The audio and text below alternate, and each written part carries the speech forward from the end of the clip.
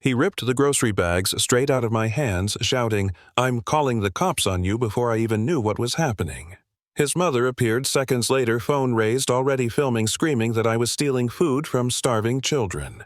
Within a minute, 6 neighbors were out with their phones recording me like I was some monster caught in the act. And the worst part, I couldn't even reveal who I really was. The new police chief of this damn town standing helpless, accused of hoarding milk and cereal. It started just 2 weeks after I'd moved into the quiet suburb of Whispering Oaks. I'd been trying to keep my head down during my probation period as chief. Every move was being watched by the mayor and the city council. One mistake, and I was gone.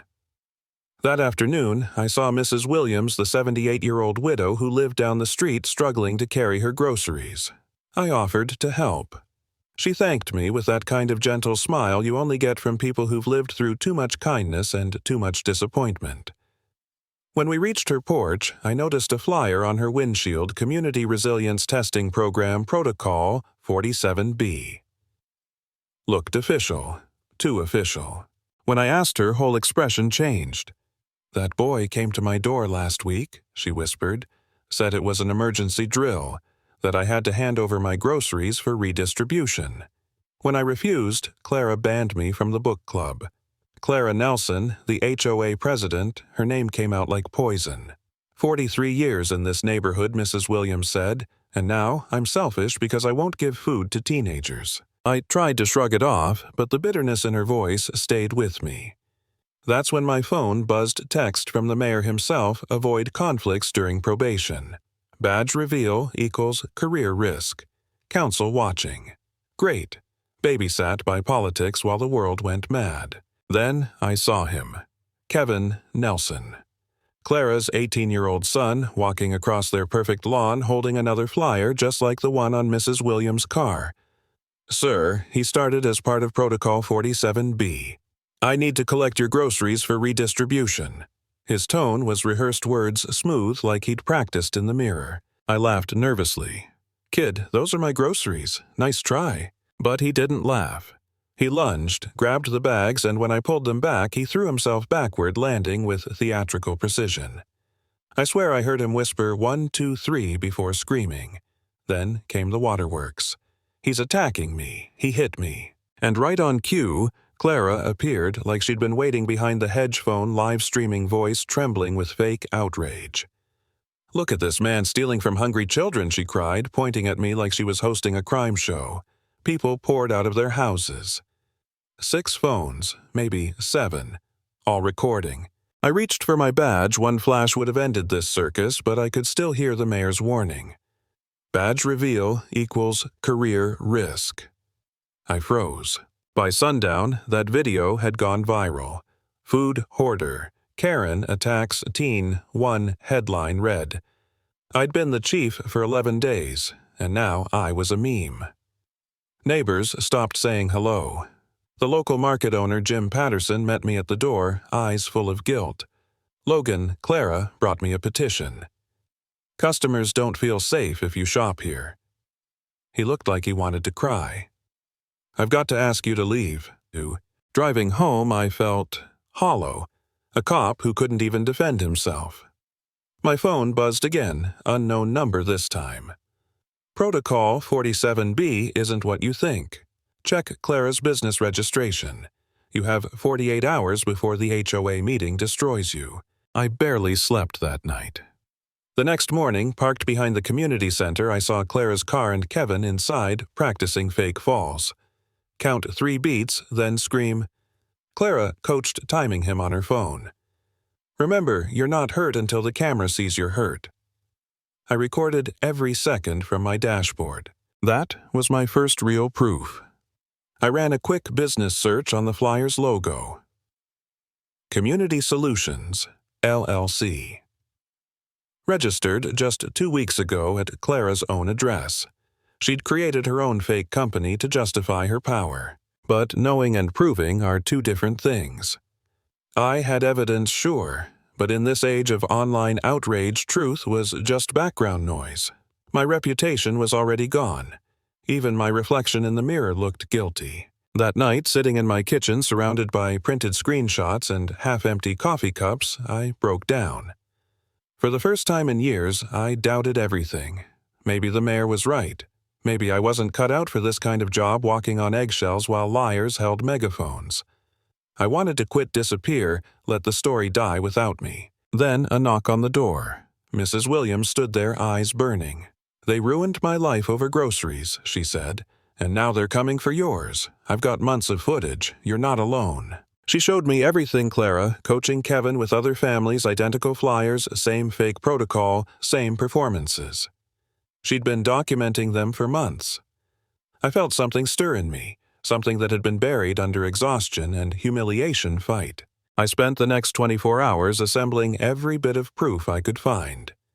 Metadata, timestamps, phone, GPS receipts, even paint residue from the vandalized mailbox Kevin had tagged with slurs. It all fit together like a map of insanity. Then came the HOA meeting. The community center looked like a courtroom built from folding chairs and cheap lighting. Clara stood at the front, navy blazer, hair-perfect voice dripping with authority. "We are here," she said, to address the threat of aggressive hoarding in our neighborhood. She waved the 47B flyer like it was the Constitution. The crowd nodded along, eating it up. Then she introduced Dr. Patricia Moore, an alleged community wellness expert. The woman stepped forward, same voice, same posture. It was Clara wearing glasses and a different blazer. I wanted to laugh. Instead, I hit record. Her fake expert testimony was pure theater charts buzzwords, psychological jargon. Then Kevin took the stage. He trembled on cue, voice cracking just enough to seem authentic. He lunged at me, he said, glancing at Clara for approval. "I was just asking for food for hungry families." People glared at me. The weight of their judgment was suffocating. When I stood to speak, Clara signaled the soundboard. My mic went dead. "Please remain silent while others speak," she said sweetly. That was it. I'd had enough. I rose from my chair, voice steady. "That won't be necessary," I said. "They're already here." I reached into my jacket, flipped open my badge, and let the gold catch the light. Chief Logan Thomas Municipal Police Department. And I've been sitting here watching a fraud operation unfold. Gasps rippled through the room. Phones stopped recording mid-air. Then, perfectly timed as if on cue, Mrs. Williams burst through the back door holding a manila folder. She pressed play on her phone and Clara's voice filled the speakers. "Count 3 beats, then scream. Remember, you're not hurt until the camera sees you're hurt." The entire room froze. Kevin's face went pale. Clara stammered deep fake. "That's fake audio." I walked to the projector, opened the file properties. "Timestamp, GPS, device ID all match Mrs. Williams' camera," I said calmly. "Unless you think she hacked cell towers and forged hardware signatures, this is real." Clara's mouth opened, closed, opened again. The audience turned half disbelief, half fury. The stream was still live. Thousands watching her unravel in real time. Kevin broke first. "Mom, stop." "This isn't worth it," he shouted, voice cracking for real this time. "I just wanted followers. I never meant to hurt anyone." Clara snapped, screaming. "You ruined everything. 3 months of planning. We had the perfect setup." Her voice hit a pitch that made people physically recoil. The same neighbors who'd once recorded me now lowered their phones, disgusted. By the time she stopped shouting, the silence was deafening. Someone whispered, "She's done." The HOA board reconvened that night without her. Turns out, the very bylaws she'd written to grant herself absolute power also contained a clause about immediate removal for fraudulent misrepresentation. Irony at its finest. Financial records confirmed everything. Clara had funneled $3,000 from HOA funds into her fake consulting company to pay herself for expert services. Kevin was arrested for vandalism. When I left the hall, she followed me outside, still trying to perform for whoever was watching. "You think you're so clever?" she hissed. "Using your badge to intimidate civilians who question your behavior. You're the real abuser here." I looked her in the eye. "You called me a hoarder, Clara," I said quietly, "but the only thing you hoarded was trust. You took people's faith in their neighbors and turned it into your content. For once, she didn't have a comeback. The patrol lights flickered across her face as officers escorted her away. The red and blue glowed against the manicured lawns of Whispering Oaks, reflecting off the same spotless windows that had once hidden her lies. Neighbors watched from porches. Nobody said a word. Not because they were scared, but because they'd finally seen the truth for themselves. As the patrol car door shut, I exhaled for the first time in days. The noise, the humiliation, the chaos. It was over.